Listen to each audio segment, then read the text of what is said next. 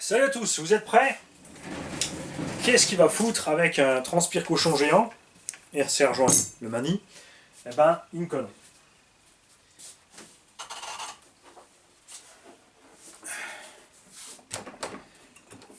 C'est pas pour le faire tourner, c'est que ce support est solide et qu'il est facile d'accès. Et c'est à la bonne hauteur pour que vous puissiez voir tout ce qu'on va y faire. Ceci est donc une infraction avec une carrosserie de Honda Civic. Le FET 200 Ampères Pro qui n'a donc pas de frein correct. On a peut-être fait un stage, c'est Funtech ceux-là. Et quoi? C'était une toute petite, hein. C'était une mini quenelle. Donc, si tu freines un peu, tu peux pas repartir, et si tu insistes, pouf, le barreau. Mais, pour les speedruns, ça peut suffire, puisque tout ce que tu fais, c'est plein gaz, freiner jusqu'à zéro, refaire demi-tour. On va donc le laisser dedans. Évidemment, j'ai fait mon montage, j'ai fait un petit essai rapide. Il encaisse sans broncher, il n'y a pas de souci. Donc ça, c'est un engin qui tourne en 12S. Je vais donc petit collet 12S. On va, par mesure de sécurité, les fixer.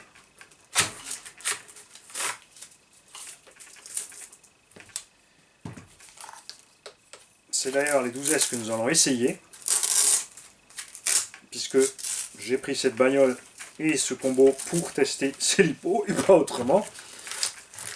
Alors on les a déjà mis dans plusieurs engins pour voir. La FG notamment en 12, c'est génial. Ok, ça fait 1 kg la batterie, dans la FG ça dérange pas. Là non plus de toute façon, c'est déjà super lourd. Pas oublier de déconnecter l'anti-spark. Ce variateur n'a pas d'anti-spark. L'interrupteur aussi fait un arc à chaque fois que tu allumes. Parce que de toute évidence, il y a plus que 5 volts qui passent par là. Ce qui n'est pas bon. On va se trouver une petite place pour fixer le serre-joint. Parce que c'est le genre de choses qu'il faut faire avec précaution.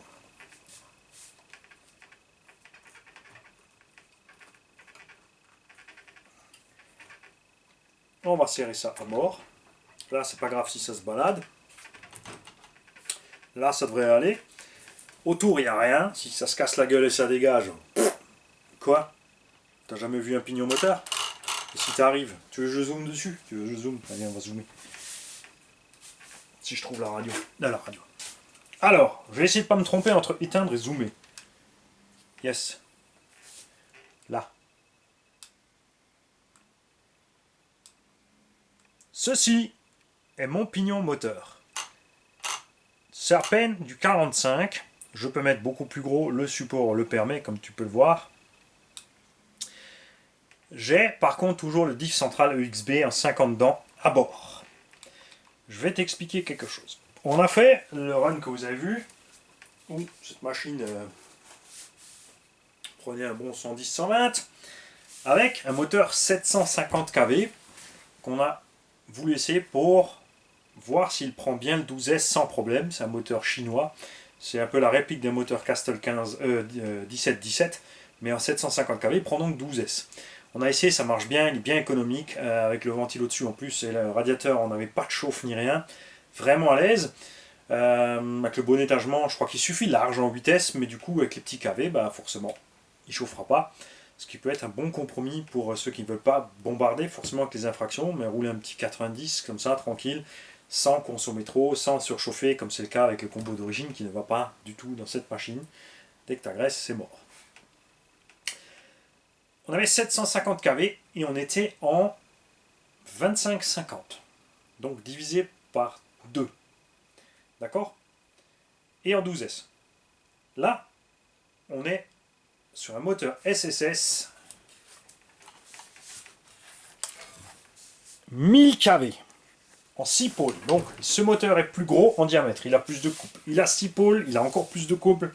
Il prend 1000 kV et le pompon, c'est qu'il prend 12S.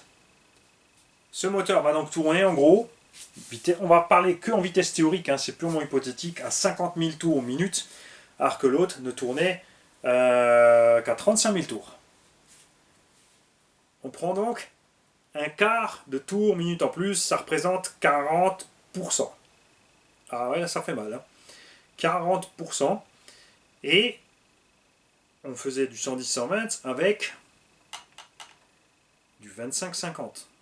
Là, on est passé en 45-50. On est quasiment à un étagement de 1. Et j'étais sûr d'avoir commandé en fait que le pignon de 49. Mais non. J'ai pas pris 49, je ne sais pas pourquoi. Parce que sinon, on entrait quasiment à 1. Il faut savoir que c'est pas le maxi qu'on pourra faire, puisqu'on peut mettre une spool au centre sur laquelle on peut monter un pignon moteur. On peut donc, enfin selon ce qui rentre, entre l'entredent et je touche le châssis, je touche pas le châssis, je touche plus parce que le moteur est trop près, mais on peut descendre donc facilement à 30 au milieu. À mon avis, ce pignon là, si je peux l'avancer, on pourra mettre une couronne de 30 au centre, on sera donc surmultiplié. La question est toujours de savoir, est-ce que le moteur pourra gérer ceci ou non? Ça, c'est toujours la question. On a une certaine puissance moteur, on a une charge du véhicule en masse, et on a la résistance à l'air, la résistance au roulement, et à un moment, ce moteur va saturer, il n'aura pas la force de continuer, ou peut-être le variateur, ou les lipos n'arriveront pas à sortir tout ça.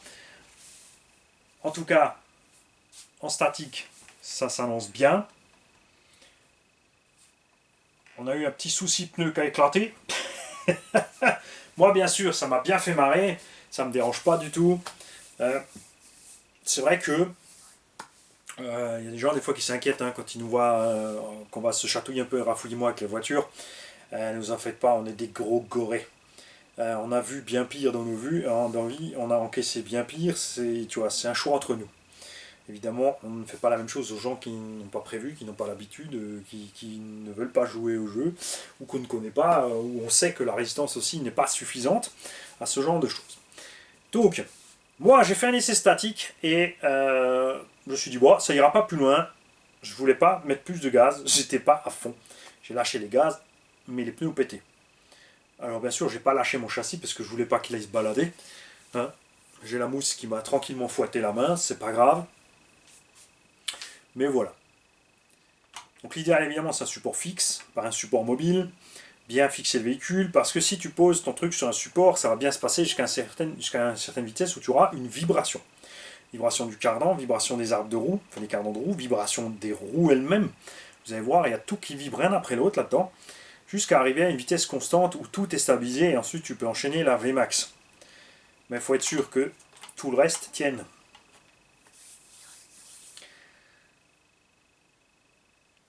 En partant sur du 110 km/h roulé, pas statique, qu'on avait avec cet engin, avec le setup précédent, si tu fais un calcul en croix, donc c'est très simple à faire, tu multiplies tes TRM max, tu calcules ta réduction ici donc en 45-50, tu sais que avec 750 kV, 12S, 25 sur 50, on avait 110.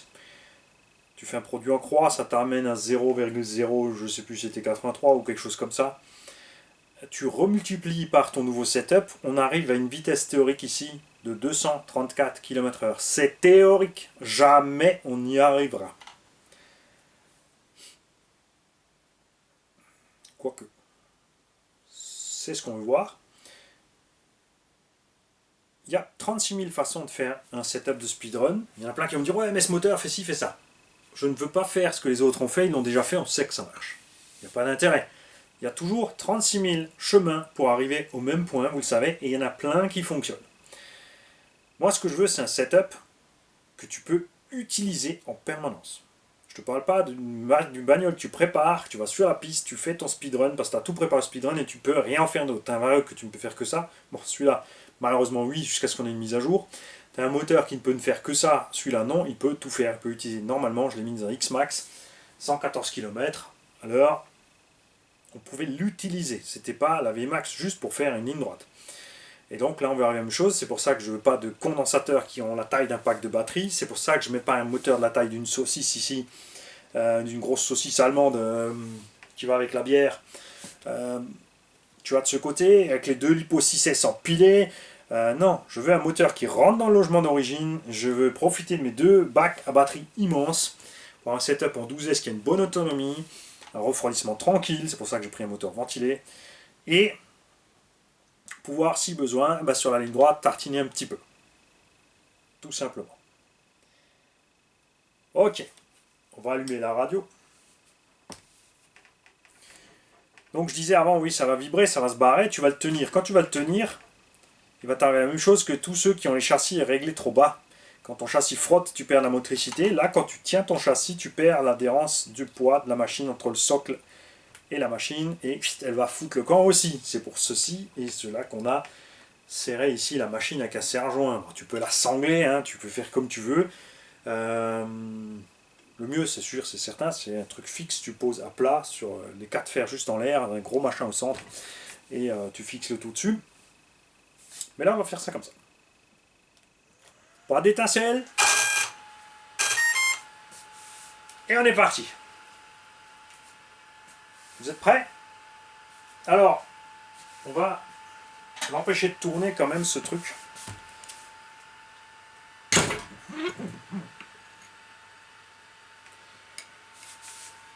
Je ne peux pas comme ça. Donc on va le tenir.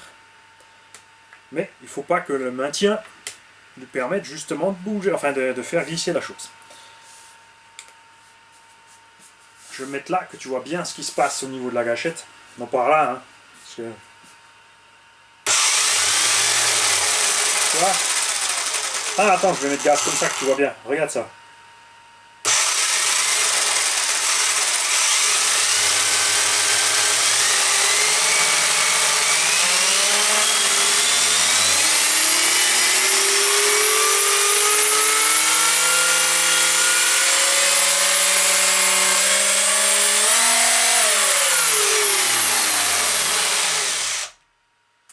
Et voilà pourquoi quand tu veux faire des speedruns, tu fais des essais statiques.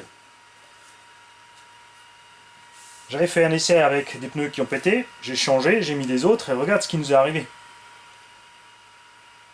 Les vibrations du cardan, les mecs, regarde ça, ont tellement secoué la rotule de direction, la chape a pété. Formidable. T'as vu ça? Alors ce que j'aimerais faire maintenant, vous avez vu, on arrive à fond avec ces pneus, ils n'explosent pas.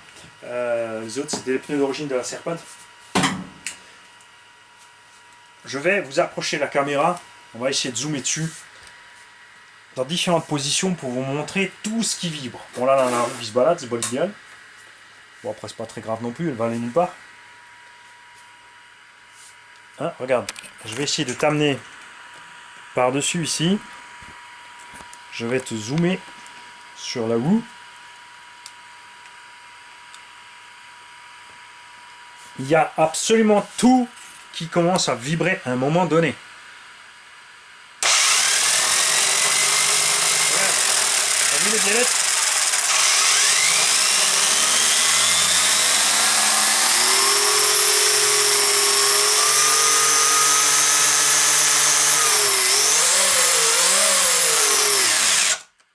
Tout ça te déglingue la machine en moins de 2, comme tu as pu le voir. Troisième accélération, biellette, bye bye. C'est pour ça que ça me laisse toujours un peu perplexe cette obstination de faire des speedruns avec ces armes, honnêtement. Parce qu'elles sont lourdes. Ce qui est bien, c'est la place qu'on a dedans. Et ce qu'il y a de bien, c'est que c'est accessible. Parce que tout le monde peut acheter la plateforme et faire ce qu'il faut avec pour aller vite. Même si le problème, c'est que justement, c'est tout le monde et qu'il y a beaucoup de gens qui n'ont aucune idée de ce qu'ils font, qui se lancent là-dedans. Ils prennent la caisse, ils mettent un gros pignon, ils balancent un VMAX, ils crament le combo d'origine parce qu'ils ne peuvent pas, ils se plantent. Nous aussi on se plante. Mais voilà, en général c'est à des endroits ciblés. Donc c'est pas très grave. Tu vois ça, ça peut t'arriver en roulant. Tu vois un peu les dégâts que ça va causer à la machine si ça m'était arrivé en roulant. Je suis bien content que ça m'est arrivé ici. Imagine le bordel en roulant. Donc là, on va contrôler évidemment toutes les chapes et tout, pour voir ce qui se passe et pourquoi et comment. Parce que si tu es lancé à 160, 170, et que ça t'arrive, eh ben, c'est sûr que c'est le carton. Ce qu'il faut se dire, c'est que cet engin, quand tu l'as équipé comme ça pour faire des vitesses pareilles, a quasiment le poids de la Losi R8. Qui, elle, encaissait ça beaucoup, beaucoup, beaucoup mieux. C'est vraiment dommage qu'ils aient abandonné la Losi R8 au détriment de ce châssis-là. S'ils avaient sorti la Losi R8 maintenant avec le combo vitesse qu'il y a dans le Super Bas Jarret, moi je dis que ça aurait été beaucoup mieux. D'autres carrosseries, et surtout, malheureusement on l'a vu là pour la gamme Arma, chez Horizon B, ils ont un problème, enfin c'est comme chez Traxxas, hein. Ils s'obstinent à faire des pneus de merde. Ils te disent qu'ils ont super bien fait, c'est calculé, c'est beautiful, amazing. T'as toutes les chaînes qui te disent ouais, ça se tient super bien la route, et toi tu te retrouves avec une patinette totale. Là évidemment on a des roues qui tiennent, malheureusement c'est petit, c'est un peu plus moche, ça serait quand même bien d'avoir des grandes roues. Donc voilà. Alors moi je l'ai fait pour le délire de tester ces batteries. J'ai pris cette plateforme parce que ça ne me dérange pas de la cracher, tout simplement, honnêtement. La VT avec le châssis carbone, elle serait vraiment bien pour faire le speedrun, parce qu'on est beaucoup plus léger. Vous l'avez vu qu'elle est hyper stable, elle ne bronche pas à 120.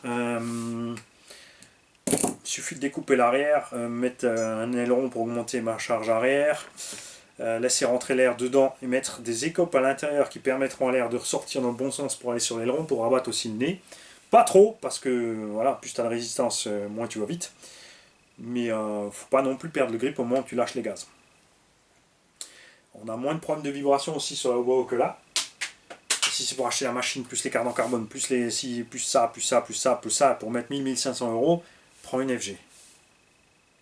Prends une FG, mais un variateur qui peut jusqu'à 24S. Pour le même budget, tu feras la même chose avec la FG qui ne bronchera pas. C'est mon avis. Mais comme je viens de le dire, je vais le faire avec celle-là parce que celle-là, ça m'est complètement égal de la planter. Je vais même bien me fendre la gueule. Mais si je plante la Porsche, je vais pas rigoler parce que je vais faire du mal au travail à Bibi. Hein, la belle carrosserie qui m'a préparé le painting. Après, pour l'âge du matos, c'est à moi, donc je rigolerai quand même. Il n'y a personne à bord en RC, c'est pour ça qu'on peut faire les clowns. Par contre, en deux roues, il y a quelqu'un dessus. Là, ça risque de faire mal. Quoi? J'ai rien dit.